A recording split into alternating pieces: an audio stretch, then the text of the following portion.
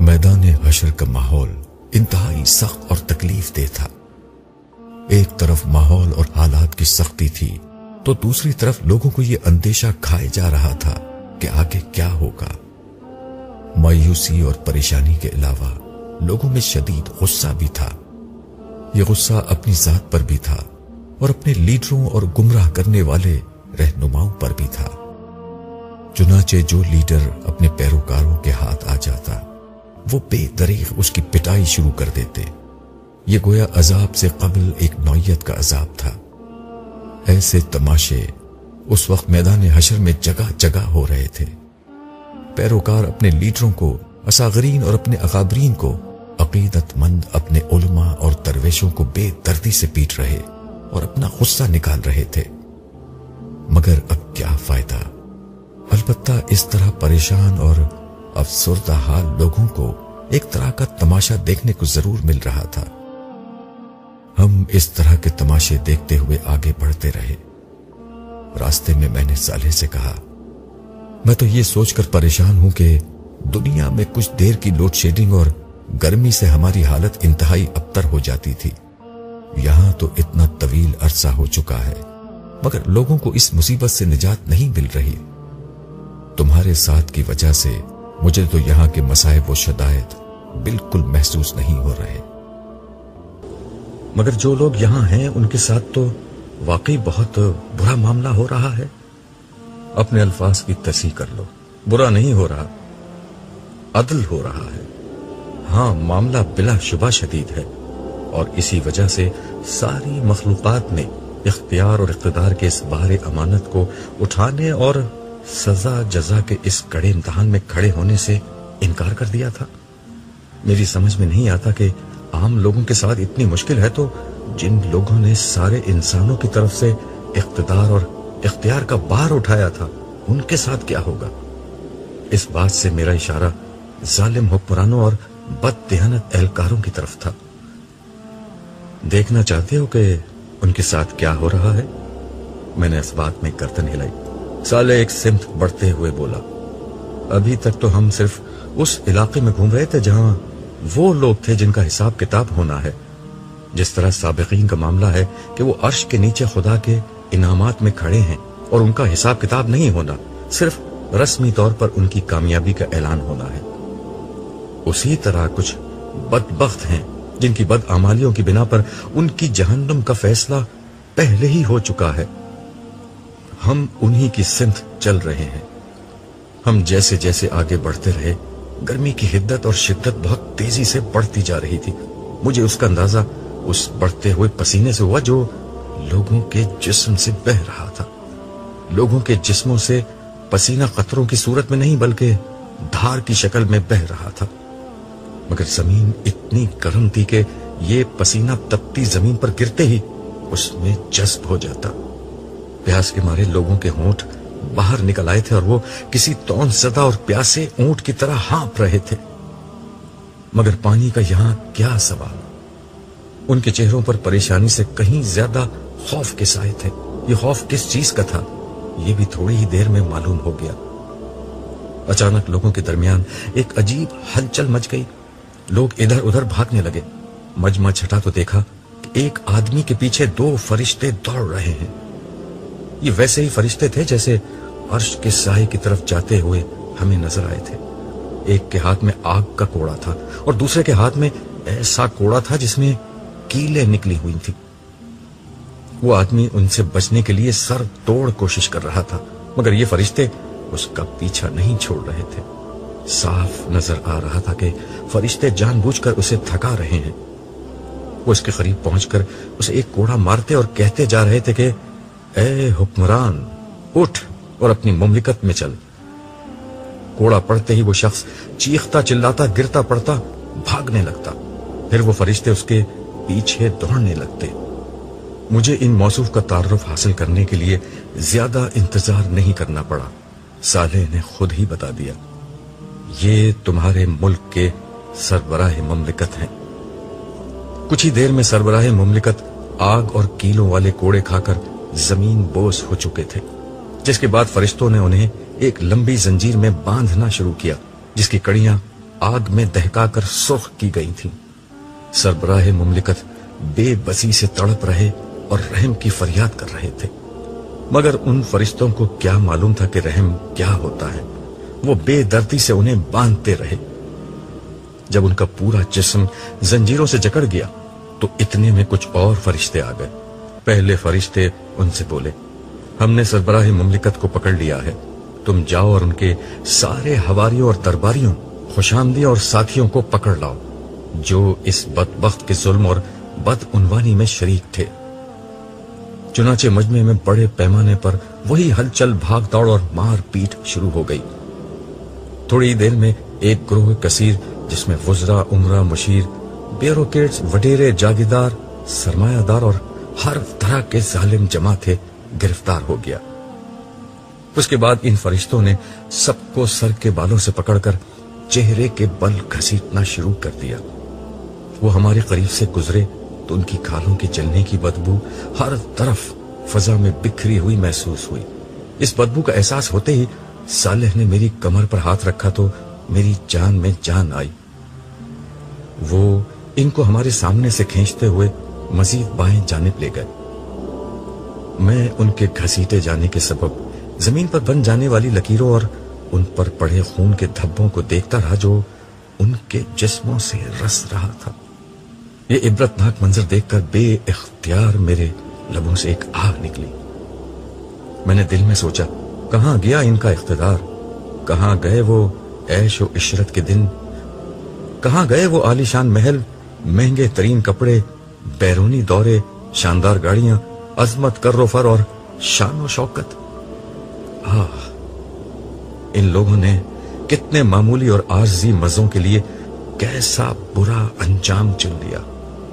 सालेह बोला, ये सब जालिम, करप्ट और अय्याश लोग थे जिनकी हलाकत का फैसला दुनिया ही में हो चुका था। ताहम ये उनकी असल सजा नहीं, असल सजा तो जहन्नुम में मिलेगी। जिस तरफ फरिश्ते उन्हें ले जा रहे हैं वहां से जहन्नुम बिल्कुल करीब है। उसी मुकाम से इन्हें हिसाब किताब के लिए ले जाया जाएगा जहां उनकी दायमी जिल्लत और अजाब का फैसला सुनाया जाएगा। फिर उन्हें दोबारा बाईं तरफ लाया जाएगा जहां से ग्रोह दर ग्रोह इन्हें जहन्नुम में डाल दिया जाएगा। हिसाब किताब के जिक्र से मुझे बेइख्तियार वक्त का ख्याल आया तो मैंने साले से पूछा, साले, रसूलुल्लाह सल्लल्लाहु अलैहि वसल्लम की दुआ को कबूल हुए तवील अरसा गुजर गया है, मगर अब तक ये हिसाब क्यों नहीं शुरू हुआ? ये तुम समझते हो कि तवील अरसा हुआ है। मैदान हश्र में वक्त बहुत आहिस्तगी के साथ गुजर रहा है, जिसकी बिना पर यह तवील अरसा लगता है, मगर अर्श तले बहुत ही कम वक्त गुजरा है। तुम जानना चाहते हो कि इतना वक्त भी बहरहाल क्यों लग रहा है? तुम्ही ने बताया था कि जिन लोगों को माफ किया जाना है उस सख्ती को उनकी माफी का एक उज़्र बना दिया जाएगा। हाँ, ये एक वजह है, मगर दूसरी वजह लोगों को ये एहसास दिलाना है कि यहां सारा इख्तियार अल्लाह के हाथ में है। बात यह है अब्दुल्ला, इंसानों ने अपने करीम और मेहरबान आका की कदर नहीं की। आज वो आका लोगों को ये एहसास दिला रहा है कि इंसान किस दर्जे में उसके मोहताज और उसके सामने बेवकत है। उसकी ताकत व अजमत का पहला इजहार कयामत का दिन था, जब इंसानों की दुनिया बर्बाद हो गई और उनका सब कुछ तबाह हो गया था। इंसान की सारी ताकत उसे कयामत के हौलनाक हादसे से नहीं बचा सकी। दूसरा मौका आज हश्र का दिन है, जब सबको मालूम हो चुका है कि खुदा के सामने किसी की कोई वक़्त नहीं है।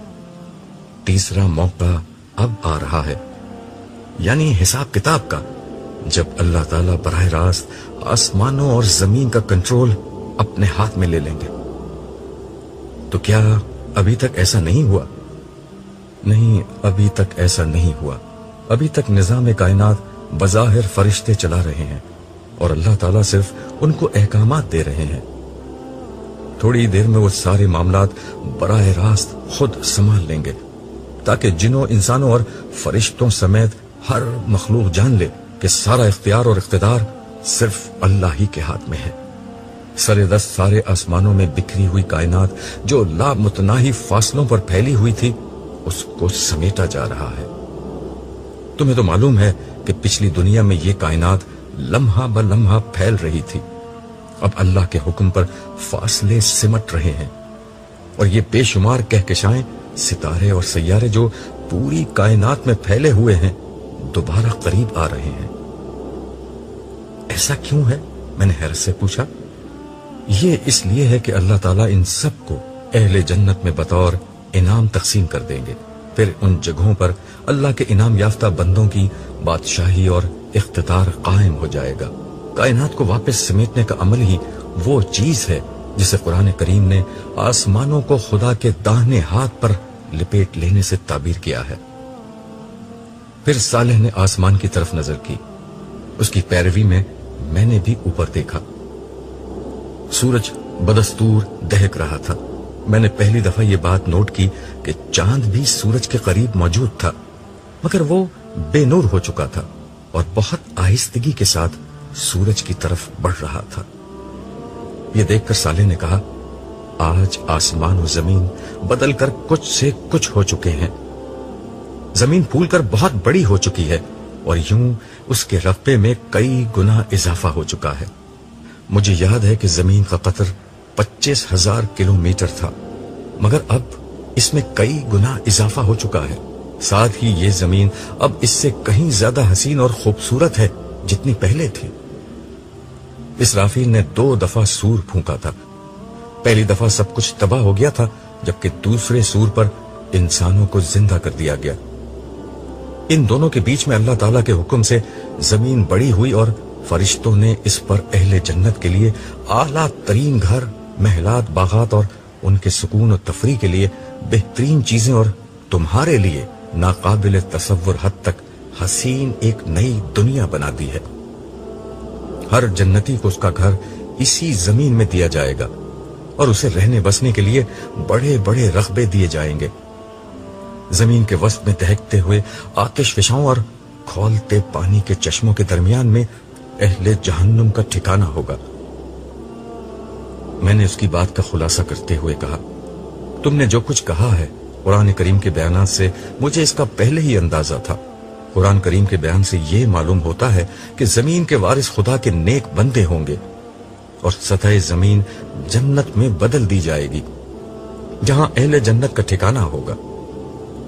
زمین کے بیچ میں اہل جہنم ہوں گے، جبکہ آسمانوں میں موجود ستارے اور کہکشائیں بطور انعام و بادشاہی اہل جنت میں تقسیم ہوں گے۔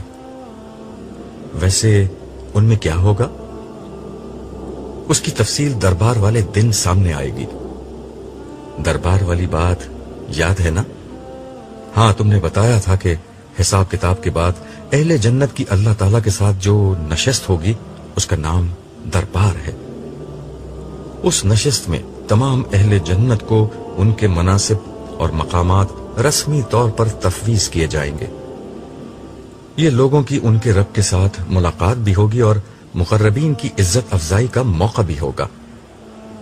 ہاں، اس روز انعام بھی دیا جائے گا اور کام بھی بتایا جائے گا۔ اتنی دیر میں بے نور چاند سورج میں ضم ہو چکا تھا۔ یہ دیکھ کر صالح بولا، آسمان پر موجود نشانیاں بدل رہی ہیں۔ چاند کا سورج میں ضم ہو جانا اسی کی ایک علامت ہے۔ اس کا مطلب یہ ہے کہ سارے آسمان سمیٹ لیے گئے ہیں۔ اب کسی بھی لمحے پروردگار عالم کا ظہور ہوگا اور وہ عدالت شروع ہو جائے گی جس کا انتظار تھا۔ اس وقت تمہیں اور ساری دنیا کو معلوم ہو جائے گا کہ اللہ جل جلالہ کس عظیم و اعلی ہستی کا نام ہے۔ ابھی صالح کا جملہ ختم بھی نہیں ہوا تھا کہ ایک زوردار دھماکہ ہوا۔ سب لوگ لرز کر رہ گئے۔ آواز چونکہ آسمان کی جانب سے آئی تھی اس لیے ہر نگاہ اوپر کی طرف اٹھ گئی۔ میں اور صالح بھی لوگوں کے ساتھ اوپر دیکھنے لگے۔ ایک حیرت انگیز منظر سامنے تھا۔ آسمان میں شگاف پڑ چکا تھا اور تھوڑی ہی دیر میں وہ بادلوں کی طرح پھٹ کر ٹکڑے ٹکڑے ہو گیا۔ ان شگافوں کو دیکھ کر ایسا لگا کہ آسمان میں دروازے ہی دروازے بن گئے ہیں۔ ہر شگاف سے فرشتوں کی فوج در فوج زمین کی طرف اترنے لگی۔ ان کی تعداد اتنی زیادہ تھی کہ کسی قسم کی گنتی اور اندازہ محال تھا۔ فرشتوں کے مختلف گروہ تھے اور ہر گروہ کا انداز اور لباس بالکل مختلف تھا۔ وہ فرشتے میدان حشر کے وسط میں ایک جگہ اترنے لگے اور انہوں نے درمیان میں موجود ایک بڑی اور بلند خالی جگہ کو اپنے گھیرے میں لے لیا۔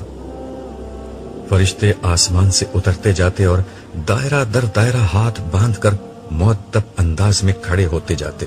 ہر لمحہ ان کی تعداد بڑھتی جا رہی تھی۔ اس دوران میں لوگوں کی چیخ و پکار بھی تھم چکی تھی۔ ہر شخص پھٹی آنکھوں سے ٹک ٹکی باندھے اسی سمت دیکھے جا رہا تھا۔ اب فضا میں بس کچھ سرگوشیوں کی سرسراہٹ ہی باقی رہ گئی تھی۔ اس کی وجہ یہ تھی کہ ہر شخص اپنے برابر والے سے پوچھ رہا تھا کہ یہ کیا ہو رہا ہے۔ مجھے قدرے اندازہ تھا کہ یہ کیا ہو رہا ہے، لیکن پھر بھی میں نے صالح سے وضاحت چاہی۔ اس نے حسب توقع جواب دیا، حساب کتاب شروع ہو رہا ہے، بارگاہ احدیت کا دربار سجایا جا رہا ہے، یہ اس کا پہلا مرحلہ ہے۔ فرشتے مسلسل اتر رہے ہیں اور کافی دیر تک اترتے رہیں گے۔ اس کے بعد سب سے آخر میں حاملین عرش اتریں گے۔ تم تو ان سے مل چکے ہو، وہ اس وقت 4 تھے، اب 4 مزید ان میں شامل ہو جائیں گے۔ کل 8 فرشتے عرش الہی کے ساتھ نازل ہوں گے۔ عرش الہی، میں نے زیر لب ان الفاظ کو دہرایا۔ صالح نے مزید وضاحت کرتے ہوئے کہا، تم تو سمجھ سکتے ہو اللہ تعالیٰ عرش پر بیٹھتے نہیں ہیں، وہ اس طرح کے تمام انسانی تصورات سے پاک ہیں۔ یہ عرش اصل میں مخلوق کے رجوع کرنے کی جگہ ہے، جیسے دنیا میں بیت اللہ ہوا کرتا تھا بطور قبلہ۔ اللہ کے گھر کا مطلب یہ نہیں تھا کہ اللہ تعالیٰ وہاں رہتے تھے، لیکن انسان اس کی طرف جب رخ کرتا تھا تو اس کے لیے وہ ایک مقام رجوع بن جاتا تھا۔ اسی طرح آج عرش الہی کے ذریعے سے لوگ اللہ تعالیٰ کے ساتھ مکالمہ کریں گے۔ میں نے پوچھا، گویا لوگ اللہ تعالیٰ کی بات سنیں گے؟ صالح نے کہا، ہاں، ویسے ہی جیسے حضرت موسیٰ نے طور کی وادی میں ایک درخت کے اندر سے اللہ تعالیٰ کی آواز آتے ہوئے سنی تھی۔ اور ہاں عبداللہ، ایک بہت خاص بات بھی سن لو۔ میں پوری طرح متوجہ تو تھا ہی، لیکن اب یکسوئی سے اسے دیکھنے لگا۔ حاملین عرش کے نزول کے ساتھ ہی عرش نور الہی کی تجلی سے جگمگا اٹھے گا، جس کے ساتھ پوری زمین پر اس نور کا اثر پھیل جائے گا۔ اس کا مطلب یہ ہوگا کہ زمین اپنے رب کے نور سے روشن ہو جائے گی اور معاملات اب براہ راست اللہ تعالیٰ کی اپنی نگرانی میں انجام پانا شروع ہو جائیں گے۔ یہ مطلب ہے قرآن کریم کی اس بات کا کہ زمین کو خدا اپنی مٹھی میں لے لے گا۔ اس وقت پہلا حکم یہ دیا جائے گا کہ ہر شخص اللہ تعالیٰ کے حضور سجدے میں گر جائے۔ عبداللہ، اس وقت بہت عبرتناک منظر سامنے آئے گا۔ تم دیکھو گے کہ سارے فرشتے سجدے میں ہوں گے۔ عرش کے داہنے ہاتھ کی طرف عرش الہی کے مامون سائے میں موجود سارے انبیاء، صدیقین، شہداء اور صالحین سب سجدے میں ہوں گے۔ میں نے بے اختیار پوچھا، اور یہاں حشر کے میدان میں موجود لوگ؟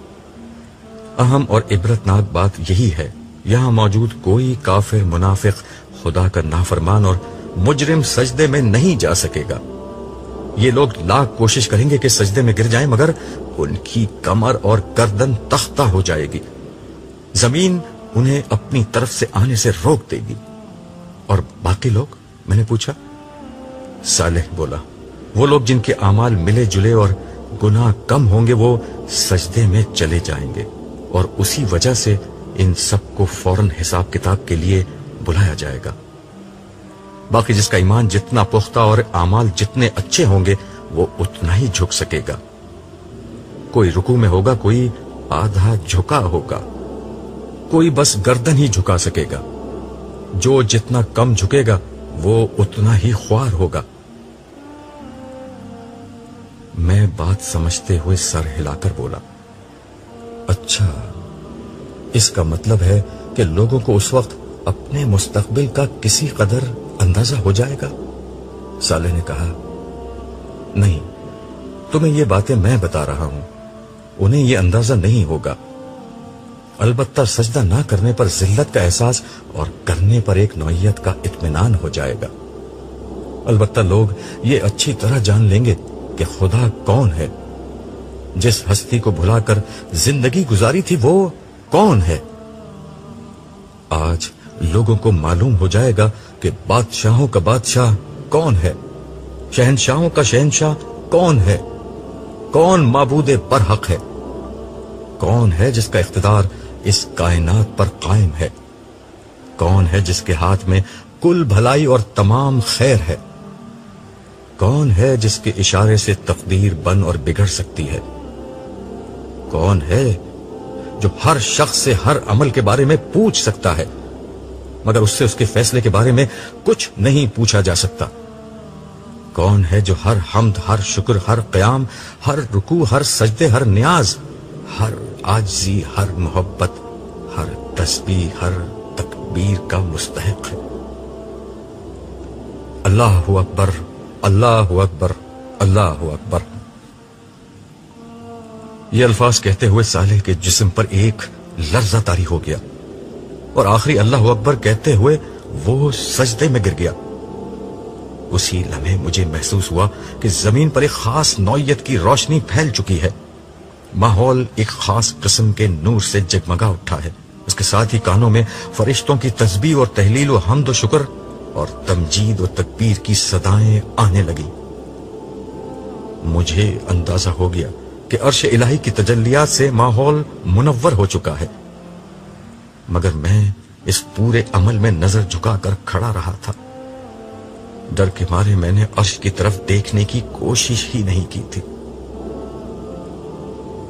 کچھ دیر نہ گزری تھی کہ میرے کانوں نے جبریل امین کی مانوس مگر انتہائی باروب آواز بلند ہوتی سنی، آج کے دن بادشاہی کس کی ہے؟ جواب میں سارے فرشتے پکار اٹھے، تنہا غالب رہنے والے اللہ کی۔ جبریل امین یہ سوال بار بار دہراتے اور ہر بار فرشتے با آواز بلند یہی جواب دیتے۔ اس عمل نے میدان حشر میں ایسا حشر برپا کر دیا کہ دل لرزنے لگے۔ آخرکار ایک صدا بلند ہوئی، اور رحمان کے بندے کہاں ہیں؟ پروردگار عالم کے غلام کہاں ہیں؟ اللہ جل جلالہ کو اپنا معبود، اپنا بادشاہ اور اپنا رب ماننے والے کہاں ہیں؟ وہ جہاں بھی ہیں خداوند سارے جہاں کے رب کے حضور سجدہ ریز ہو جائیں۔ یہ سننا تھا کہ میں کچھ دیکھنے کی کوشش کیے بغیر ہی صالح کے برابر میں سجدہ ریز ہو گیا۔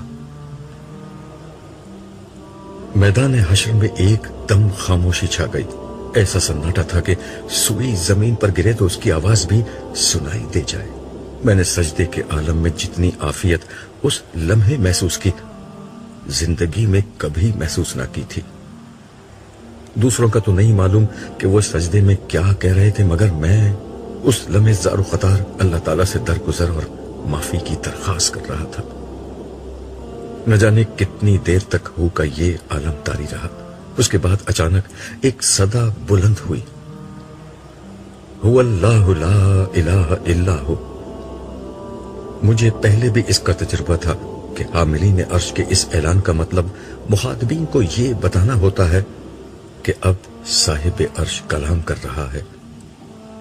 آواز آئی، میں اللہ ہوں، میرے سوا کوئی معبود نہیں۔ یہ الفاظ وہی تھے جو میں نے عرش کے قریب سجدے میں پہلی دفعہ سنے تھے، مگر یہ آواز اس آواز سے قطعاً مختلف تھی۔ اس آواز میں جو جلال، تحکم اور سختی تھی وہ اچھے اچھوں کا پتا پانی کرنے کے لیے بہت تھی۔